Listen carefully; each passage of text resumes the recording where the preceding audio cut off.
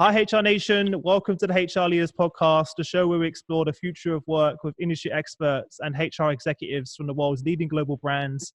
Today, we have a special guest on the show. We're joined by Barbara Repandis. I hope I got that right, Barbara, who's the Chief HR Officer at Kelley Kronenberg. Barbara, welcome to the show. How are you? Thank you, Chris. I'm doing well.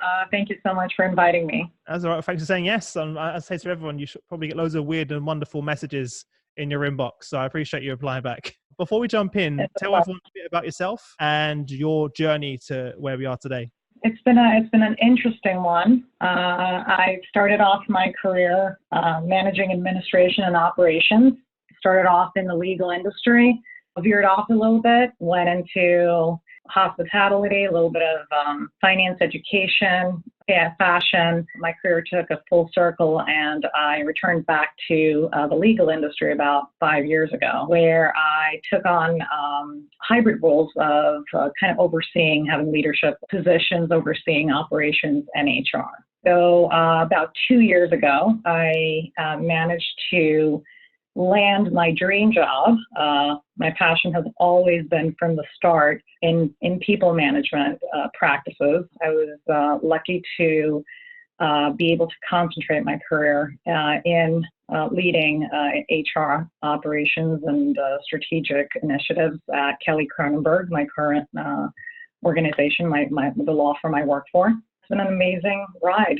So would you say you set out to work in HR, or was you kind of just found it along the journey? And then what was it about it? If that's the case, what is it about HR that attracted you? During my roles in overseeing management and operations of organizations, I was continuously noticing that the one single driver towards success of any organization that I worked for and its profitability, a laser focus on effective people management practices. So that's what I kind of understood from my experience, from my education, from my research, and found out that, what more important area to focus my career in and my energy rather than implementing pioneering and progressive people management tactics that, I truly could see transformational change. So that's when I decided to make that shift out of that hybrid role and specialize more in paying attention to people. Could you share one project or transformation story that you're most proud of that stands out to you? Yeah, absolutely. I'm kind of living it as we speak. When I joined my current firm, Kelley Kronenberg, it suffered like many other firms from high turnover. We're in the insurance defense. As we all know, law is a very demanding practice. The day-to-day is extremely stressful to attorneys and their support staff.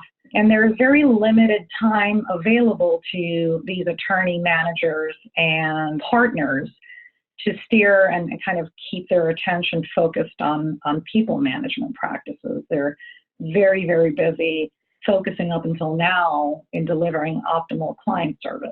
When I came on board, like any other HR professional, I, of course, looked into our benefits offerings, our compensation structures, et cetera, to make sure that, people were not leaving because of those kind of holes in our practices. But we all know that benefits and perks, will only get you so far. Is get prospective candidates through the door into the organization, but ultimately it's culture, it's values, leadership, career growth opportunities, and senior leadership basically that impacts employee satisfaction. So it's exactly what we did. We kind of steered the attention on the people experience within the organization to our leadership, to our managers.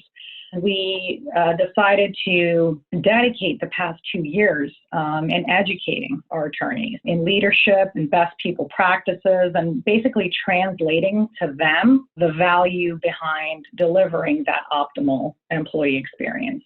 So what we did is it's very interesting. We kind of jump-started this initiative with a new leadership training program by creating a one-day leadership retreat. And we continued for an entire year, a year-long competition within the organization, having all of our teams, all of our units take part in it, and having their people score their managers on their performance. And we gave almost $250,000 out to awards, kind of recognizing true leadership. And we're now following up with formal training programs for new managers, one-on-one leadership coaching for partners. We even launched a partnership book club called Reading on the Roof. We have a rooftop bar, an amazing rooftop bar on the top of our brand new building that we, read on leadership and learn through peer-to-peer learning opportunities. So we created, a brand new onboarding process, connecting, new teammates with their peers and supervisors, providing them the opportunities to spend more time, connect with firm personnel.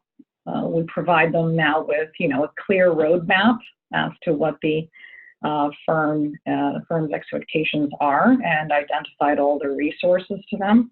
And we have invested, the most importantly of all, very heavily in training and professional development. We created this amazing new platform. We call it the Academy, with a K, A-K-A-D-E-M, which is our new training and development platform. And that provides kind of substantive and very detailed training programs with a variety of experiences. So, attorneys are now benefiting from, frequent lunch and learns, workshops, online training programs, weekly articles. And we've also implemented a formal mentorship program, which pairs our new associates with seasoned partners to help them through their preliminary steps in their careers. Yeah, these are a few programs that we've put in place, not to mention a lot of other, work-life balance initiatives, supporting more our employees with balancing their life needs with work, such as supporting our new mothers, paying for maternity benefits, creating telecommuting policies to support them, et cetera. But, the results have been, pretty astounding. Just in the last 20 months, our turnover rate has been reduced by 54%. That is amazing. And I'm sure you can literally calculate the exact saving to the business. And not only is there a saving, but obviously there's an increase in revenue as well. Have you worked out what that is? Absolutely. We've actually grown it down about 20%, and our revenue is close to almost 10 to 12% has jumped up in the past few months only. So it's pretty astounding. Yeah.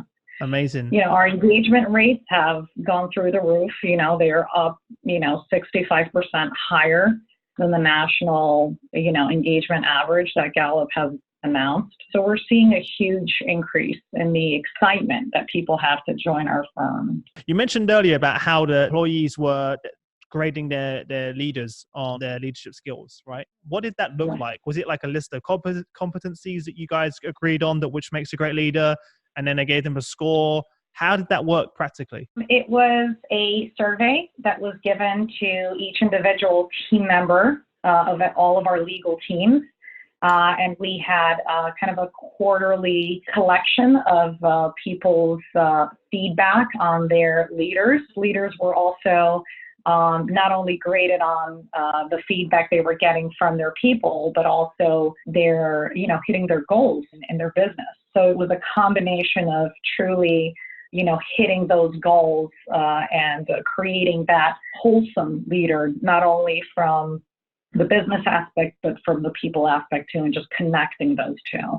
Yeah. And our leaders were also more able to kind of get a whole rounded picture of how they were doing. And that was giving them the opportunity to see areas of enhancement and just continuously keep challenging themselves for becoming their best version of themselves. Yeah. When you created your leadership program, did you reassess what, leadership competencies, what it means to be a great leader, and design that from scratch?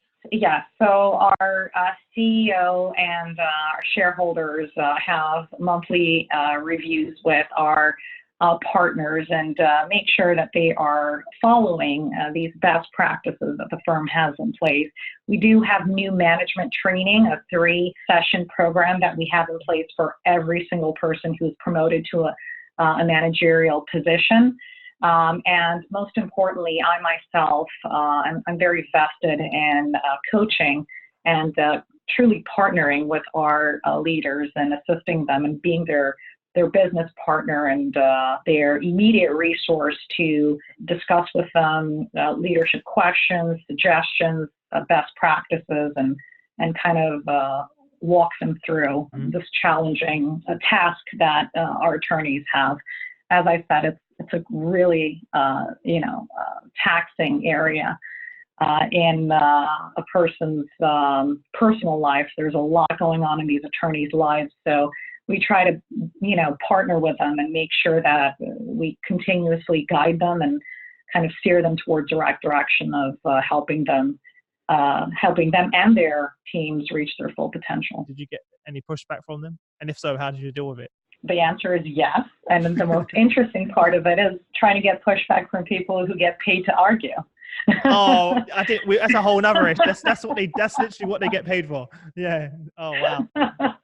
It was challenging, but these are very, very intelligent and smart individuals. So the importance was kind of bringing to their attention, as I said, the importance of leadership and how translating to them what it meant to motivate their employees, that they would be able to provide that, the strive that they had to provide excellent client service would only be enhanced by enhancing their managerial skills. So you definitely get pushback in any organization. Any change needs management and planning, but it all comes down to proper planning and educating. You need their buy-in.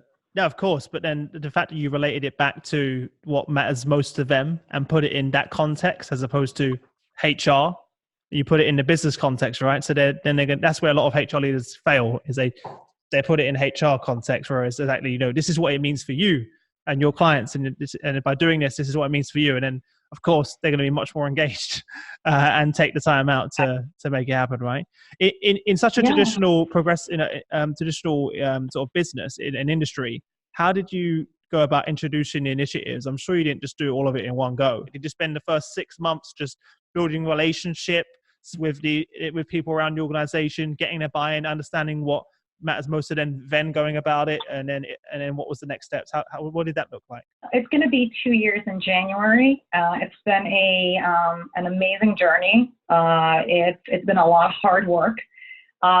We did roll out a lot of initiatives simultaneously. I'm a little bit of an impatient leader myself, and that kind of drives me into trying as much as possible without rocking the organizational psychology, the psychology of the organization, to try to create change as much as possible.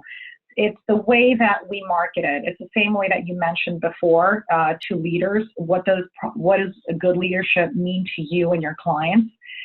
It's the same way that the same message needs to be delivered to the organization. What does this change mean to you and your experience? So I think we did a wonderful job in educating the different changes that we were putting in place. We started with a huge HRIS system implementation in order to implement a system that would provide us with the reporting capabilities that we needed to create a function that was data-driven.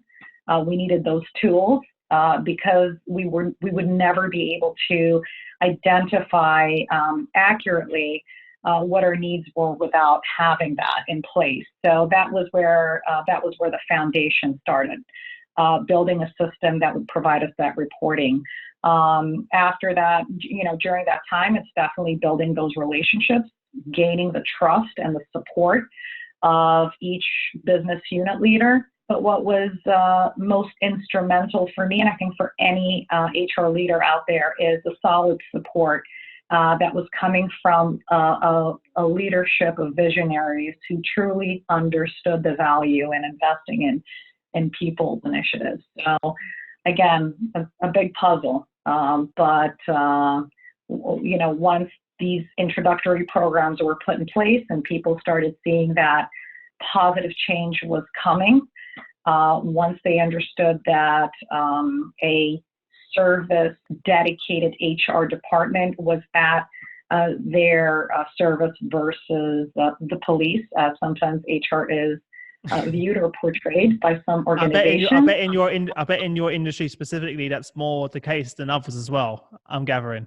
Absolutely. So, one of the things that we do in a very different way than any other law firm, I feel, in Kelley Kronenberg, is that we treat a firm as any business does. And that's what kind of sets us apart from other law firms. But at the same time, what we also do is we've created an HR function that is the people's department, as we call it. We always refer to us as your HR team. We're focusing more on providing supportive and compassionate HR support services versus being that strict policy enforcer. Compliance. Naturally, yeah, exactly. And naturally, of course, we are complying with all rules and regulations. We are a law firm, so we're very. You got that covered. You're fine with that. Exactly. But, we've noticed that these practices are no longer serving in this day and age with our current new generational workforce. So we're changing with them. What's been the feedback from those leaders now, a year after going through this training, this program? What's the feedback that they've given you? Well, there's a range. We have leaders who, initially were having, close to the 60% turnover within their teams. And now they are just celebrating their 0 turnover year. We're actually going to do a lunch. That's important to do that. Yeah, it's so important to do that. Yeah, absolutely. And, there are always challenges in an organization. You always have that skeptical manager will not readily test best practices. And it's just a work in progress. These are partners that we're looking to work on in the future, step by step, and trying to improve the recipe for success to them. So where we are now, obviously you're still on this journey, but where do you see the next biggest opportunity for improvement in your organization?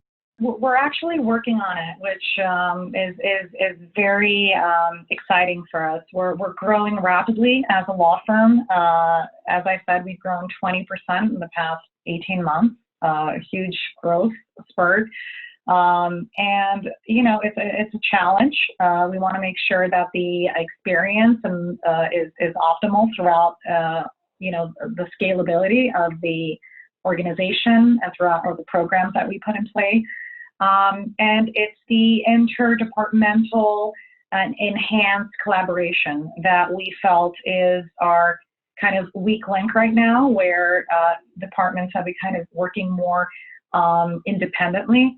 And leadership has put in a tremendous program where we're now kind of brought together, the functions, the top functions of the strategic leadership team to get together more frequently, strategize, have a more open dialogue, and kind of start working more in collaboration towards the future vision. So traditionally you just work independently, maybe come together once a year, but you're not having that knowledge flow across functions until now. Exactly. Yeah, that's for innovation, for continuous improvement, that's just vital for any organization. I was brought in with a new leadership team to kind of restructure the organization and enhance it, take it to that next level. And, as you said, you cannot maintain an environment of continuous improvement without collaboration, open collaboration. It's basically kind of changing that culture of independent performance and kind of building more that team environment, starting from the top. You mentioned an LMS earlier, or like a learning management tool. Is that designed specifically for them to learn on the move, just out of curiosity, or like what system do you use? So we currently have a learning module with our HRIS system where we're able to upload videos, and any, webcasts, any training programs that we want for them to be available at any time for our attorneys and staff. We also have an intranet, almost like a social media page for our organization alone that has been very successful. It has actually increased engagement quite a bit after it was introduced about a year and a half ago. We have that platform in place. However, we don't want to lose that in-person Sure. You can't replace training ability as well. We have one-on-one coaching sessions. We have a training and development function that is run by my director of compliance and training and development. There are lunch and learns. There's, seminars. We're actually bringing in a motivational speaker that is going to talk to us about the importance of body language and enhancing our communication skills. We also utilize predictive index, which is a behavioral report that typically, we use for recruiting purposes to identify best match for the role. However, we also utilize it to roll out team collaboration events where we kind of play a who is who game amongst our teams and kind of learn a little bit more about each other and our tendencies and our drives. So we're having all these learning venues and opportunities for people to not only develop their skills, but also to enhance their collaboration and communication. I'm sure everyone listening is thinking these sound like some amazing initiatives, but they also must cost a lot of money. How are you justifying the ROI when you're in the boardroom? How do you measure the impact of those workshops on the business? So it's not that difficult. So when you're seeing these drastic sudden hikes in revenue and drops in lost revenue from retention, it's very easy for leadership then to be more prone to invest in these programs. Naturally, all of the programs are carefully designed, and we're making sure that we're in line with what our capabilities can provide. The ideas are endless of what can be implemented, and a lot of times we have to kind of pull back and kind of moderate our creativity and enhancing that experience. But as I said, the results have been astounding, and it hasn't been that hard at all to translate those programs into the otherwise loss of revenue that the retention, that high turnover would create. Yeah, you can't argue with those numbers. Have you seen this impact attracting talent to the business? This is another indirect increase in revenue of your employer, of your brand, that you cannot put a price tag to it, but you can definitely see with the increased excitement in candidates wanting to join the organization and the overall ability of increasing those offer acceptances and outbidding your competition, and just the buzz that has increased for us out in the legal community, and just the market, the candidate market, has been tremendous. Not to mention that all these programs have actually created internal brand ambassadors that have made it even easier through referrals to bring in top talent. So it's been very, very rewarding. Amazing. Well, thanks for sharing the journey with us. I think you're going to get a lot of messages from other firms now that are going to be jealous, trying to tap your mind and say, how can we do it here within our business? Well, I've been very lucky to work with very, very great business-minded attorneys and visionaries who have supported these programs, and we're seeing the results for sure. Amazing. Well, look, this leads us quite nicely to our quickfire round. I'm going to ask you 5 questions, and you have no longer than 30 seconds to give us some amazing answers. Are you ready? Okay. Everyone's face, whenever I say that, everyone's like, what? What's the number one thing that was holding you back from becoming a CHRO? the ability to transition into a dedicated human resources leadership role without having that traditional HR career trajectory. So kind of meeting people who could read through the lines and understanding what incredible value my diverse background would bring into creating pioneering programs. Mm-hmm.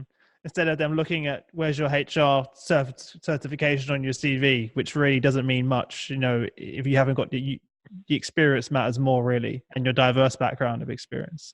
So that makes sense. Well, definitely my certification was very helpful. However, yes, understanding the business and truly diving into strategy exactly. It's a big difference. There's one thing studying it and one thing living and breathing it and executing on it. And that, even someone who hasn't studied, I speak to leaders every day and they always say to me, Chris, I'll choose experience every single day over a certification about HR. I agree with you 100%. Yeah. What's the best piece of business advice you've ever received? That people are a lot likely to reach their full potential in work and life if they are empowered, trusted, and appreciated rather than managed. Yeah, great. I wish my old manager was listening right now. It probably is. I'm going to post it on LinkedIn. I'll tag them in. No, I won't really today. What is one book that you'd recommend to our audience and why? The one book that I always have every single team that I have read is, of course, the very well-known Work Rules by Laszlo Bock that I'm sure every single HR professional has read. Making sure that we're training the new HR professionals into a more data-driven world in HR and giving them the okay to be unconventional. It's very motivating. Yeah, and hiring for attitude I like a lot in recruiting. Kind of steering that focus in the EQ over IQ kind of recruiting mentality. Yeah, well, that's always front of mind for me whenever I'm hiring. I always hire for attitude first for me, because I feel like you can learn the rest if you have the right attitude. Exactly. Could you share some internet resources you use personally to either stay up to date with current events or your own personal development? Oh, there's so many. We get inundated with information these days, which is a great thing. I don't know if it's great sometimes. It's hard to choose. Sometimes you're right. It's What's your go-to? What's your go-to? If you go on your browser, you're in your office, you've got some spare time free, what's the go-to websites or? Look, LinkedIn is always, a platform that is information is just, we're in HR. LinkedIn is always up on our screen. We're recruiting and branding ourselves out there. So yeah, I would say LinkedIn is probably the most basic one. However, HR 360, HRexecutive.com, all of these different trade, journals, HR leaders, webcasts, which are amazing.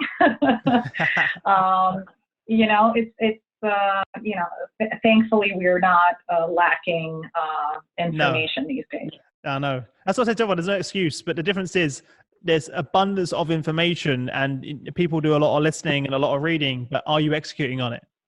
There's one thing knowing something and there's another thing actually practicing it. Practicing it. I listen to podcasts. I'm a massive corporate too. I listen to podcasts around entrepreneurship every day and I'm learning so much. But if you look at the actual percentage that I'm actually executing on and being consistent with it as well, it's tiny percent.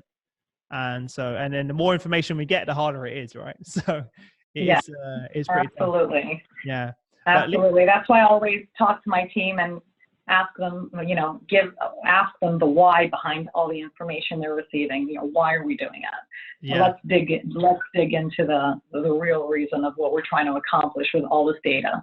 Last question. What's one thing about your business that you're most excited about? It's our growth. It's, as I mentioned before, we're growing really quickly. A lot of moving pieces, but it's all coming really well together.